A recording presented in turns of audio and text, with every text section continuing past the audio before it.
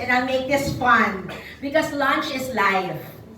Especially if you're from the Philippines, rice is live, okay? Who here has been to Manila, Philippines? Woo! I see 3 hands. Next year, we will have more, okay? So I'm Liza Sanchez. I teach events and marketing. And for this conference, I'm representing RX International Events and Marketing Consultancy. So we do a lot of research on events and marketing. Any business students here? Tourism, all? I'm assuming all are tourism students. Okay? Who looks like students? Teachers who looks like students. So I teach events, and I also have a marketing company, and I also have a travel agency. So I combine all of my passion. It's called show business, okay? And I combine that into research. I normally research things that I'm passionate about. I'm not good with numbers, okay? So I'm not going to do a qualitative study. That's not my turf. I'm more into the drivers for behavior. Like, why do people attend events? Because as a marketing person, I need to utilize that in terms of preparation for marketing programs and campaigns. Okay, now, when you think of tourism, what do you normally plan or what do you normally do when you say you're going on a holiday? What is the first thing that comes to mind? Like, I'm going on a holiday. What are the activities that you normally do? Can you ask students? What are the things that you normally do? For the teachers, Tin, can I ask you? If you're going on a holiday, what do you do? First thing is searching from the website.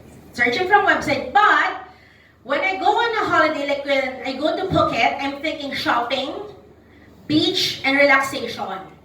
Okay?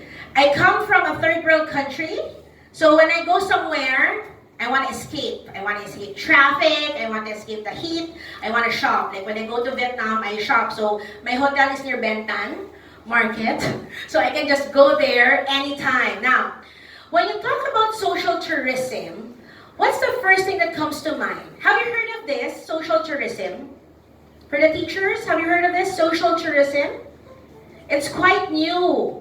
And today I'm going to introduce to you about social tourism. In the Philippines, it's quite new, infancy stage, okay? Now, what is social tourism? It's a form of tourism that brings travelers to local communities. You can also call it in school immersion or field trips, with the goal of not only gaining pleasure from the experience, but also contributing to the places they're visiting. Some people also call this as voluntourism. So you go to a place, you volunteer, but in this case, social tourism, you pay to go to a community and immerse yourself. I'm not a fan of social tourism because again, when I go to a certain country, I want to be luxurious. I want to go to a spa, to the resort. I want to swim. I don't want to immerse myself in a community because for me, again, tourism is a holiday. Okay? Now, enter social tourism in the Philippines. Again, when I say infancy stage, it's quite new. Baby. So this one is in Bulacan, a northern province. It's called the Gawad Kalinga Enchanted Farm. This one, okay, it's in Zambales. They're with the Ita tribes, one of the indigenous tribes in the Philippines. This one, it's again, I'm sorry, what happened? Okay, so Mad Travel, again, it's a reserve in the northern province. This one is called a slum tour. On the lower right, you go to the slums. Have you been to the slums? In the Philippines, slums are everywhere. That's why I don't think like I will be the first to go to a slum because for me, it's natural. Okay? You go outside, slums. Okay? Now, these are the faces that you will meet when you go to a community or when you avail of social tourism. So social tours in the Philippines mostly involve interacting with local communities and getting to know their culture and heritage. So for the students, again, it's called a field trip or immersion, probably. Now, in the Philippines, as I've said, it's relatively new and organizations are just beginning to tap into its potential. For those who have visited in India, slum tourism is quite popular. You go to the Mumbai, and there's like slum tourism. People pay to involve themselves in those type. Again, I'm not the market. I go to a safe, clean place. Okay. Now, I'll introduce to you the Gawad Kalinga Enchanted Farm. It's solar farm tours that help ignite the rise of social tourism in the community.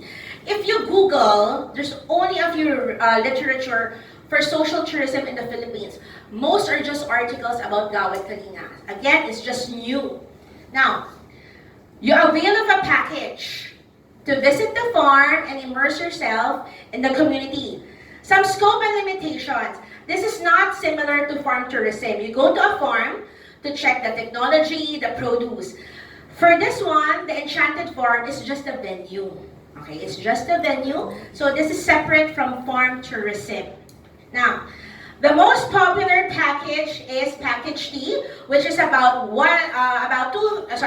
USD 20 US dollars. How much is that in Vietnamese though? 20 US dollars. Okay, around that much. I'm bad in math, so I don't know how to convert. So it involves orientation, a guided farm tour of the area, lunch buffet is the magic word, and 2 enterprise demo of social enterprises that are being incubated in that farm.